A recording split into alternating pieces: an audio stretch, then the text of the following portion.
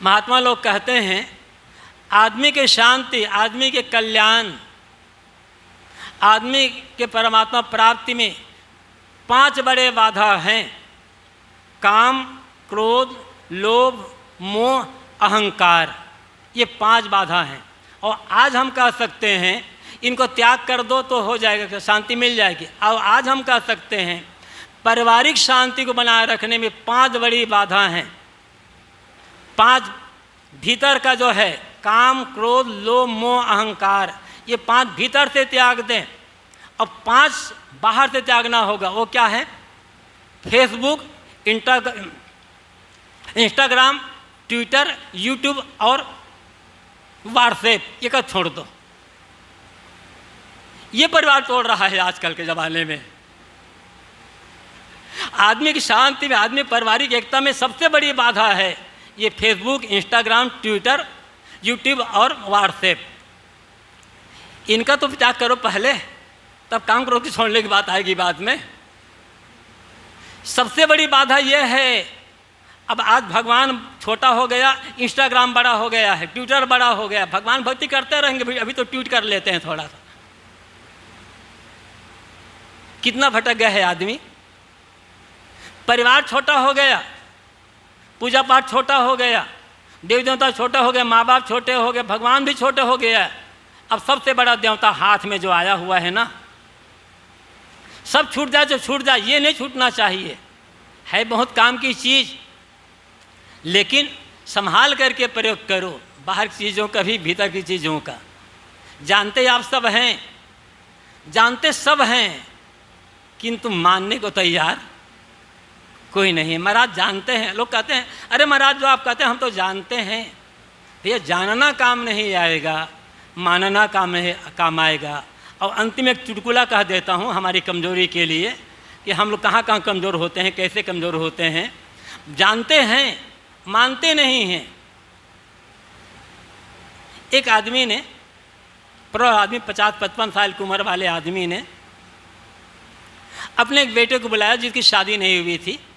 22-25 साल की उम्र वाले बेटे को बुलाया और कहा, बेटा मैं तुम्हें अपने जीवन का अनुभव बताना चाहता हूँ। यदि तुम मेरे उस अनुभव को मान लोगे और स्वीकार कर लोगे तो तुम जिंदगी भर बड़े सुखी रहोगे।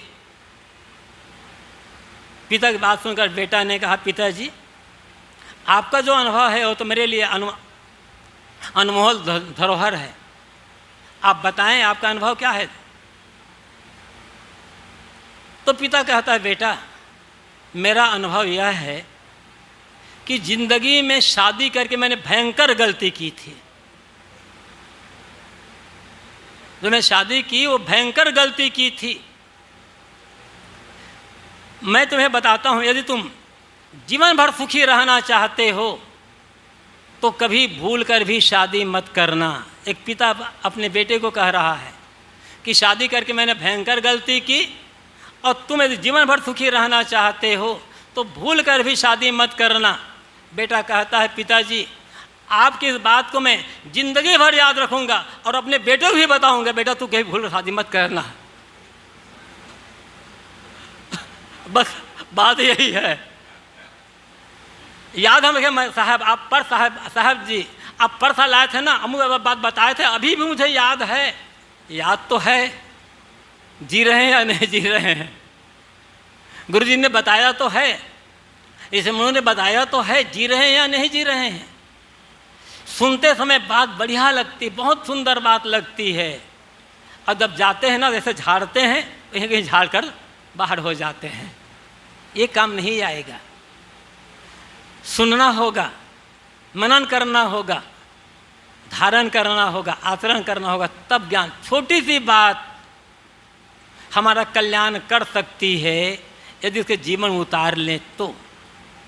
और न उतारें तो बड़ी बड़ी पोथियों को गाते रह जाएं, कोई फर्क नहीं पड़ने वाला है। कमी हम में है, अपनी उस कमी को हमें स्वीकार करना होगा। स्वीकार करके कमी दूर करने का प्रयास करते जाएं, धीरे धीरे करते जाएं। निश्चित है पारिवारिक जीवन सुंदर बनेगा, सामाजिक जीवन सुंदर बनेगा और पारमार्थिक जीवन भी सुंदर हो जाएगा। इसी जीवन में हम परमानंद परम शांति का अनुभव कर सकेंगे। इसी के लिए सत्संग स्वाध्याय साधना का आवश्यकता होती है। आप लोगों को बहुत बहुत धन्यवाद। अपनी वाणी को यहीं पर विराम। जोर से जय बोलें, थोड़ा उत्साह के साथ बोलिए। सद्गुरु कबीर साहेब की